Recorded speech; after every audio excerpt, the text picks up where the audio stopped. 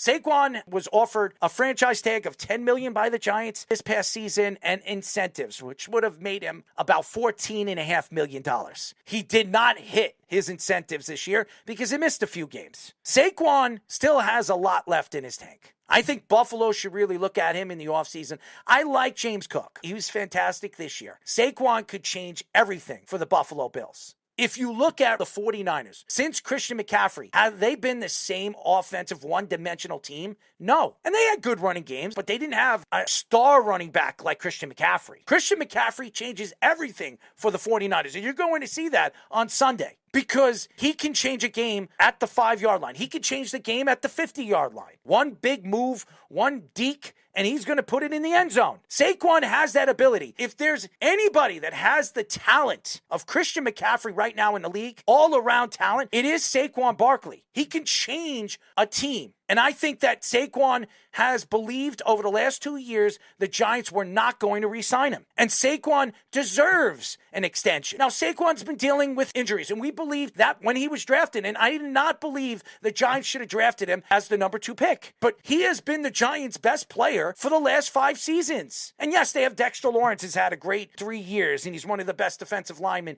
in the NFL. But he's not Saquon Barkley. He doesn't change a game in one play, one move. The Giants have not had a player since Odell Beckham. What is Odell Beckham doing right now? Tore his ACL. He's not been the same. Look what Barkley has done. He tore his Achilles, which is worse than blowing out your knee. And he came back, and he's still an exceptional player. When you look at the position that the Giants are in, they need Saquon Barkley more than Saquon Barkley needs them. They don't have a quarterback right now because you don't know if Daniel Jones is going to stay healthy for a season because they don't have an offensive line that can protect him. And here's the crazy thing. Even with a bad offensive line, Saquon Barkley had all scrimmage purpose yards over 1,200. How many running backs, besides probably the 2 New Yorkers, had bad offensive lines and still put up the numbers? Not many at all. That's the difference. When you have a guy that can change a game and you have the ability to change a game, you can't just let those guys go. I disagree with the Giants on this. Joe Shane could lose his job at the end of next season. I do not believe Jim Harbaugh is going to make a move and bring a guy like Saquon Barkley because he can draft one. Now, the Vikings could do that. If the Vikings could figure it out with Cousins and Jefferson. But they don't have the money. Cousins and Jefferson, you're going to have to pay Jefferson. He's going to want over $140, $150 million.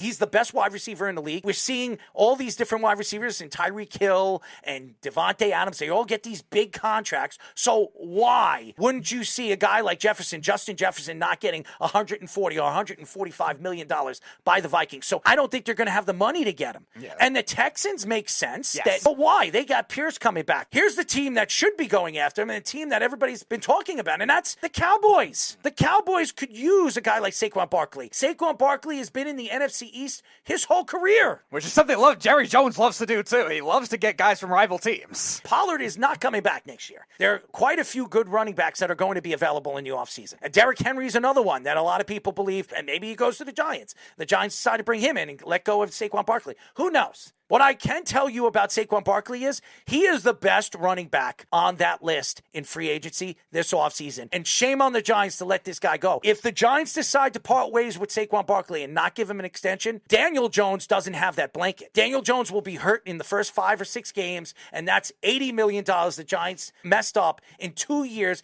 giving Daniel Jones the money that they gave him because they can't protect him and they don't have a weapon in the backfield that can help him. The whole Dable thing, too. How many coaches have decided not to want to come back with the New York Giants? And the Giants decide, hey, you know what? We're going to part ways with him because they don't want to throw Dable under the bus. Dable this year did not have a good season. He was coach of the year last year, no question, had a sensational year. Giant fans loved him. I loved him. Everybody loved him besides Wink Martindale. You're going into a season now that the Giants are going to have to make decisions. Daniel Jones, this is his final year. Now, he has 4 years. He signed a 4-year deal with the Giants, but the Giants are not going to have to pay him. It's not going to hurt them when it comes to the salary cap after the 2nd year. So they can drop Daniel Jones after this year. Are you going into the draft this year and drafting a quarterback? Are you going to let him sit behind Daniel Jones for a year and then bring him in? Or are you going to draft a quarterback and then bring him in the 3rd or 4th game? And that's what we've seen them do when Eli Manning was drafted. They let Kurt Warner play for 7 games. Yeah. By the way, the Giants had a winning record when they did that. And they said, you know what, Kurt? We're going to trade you to Arizona.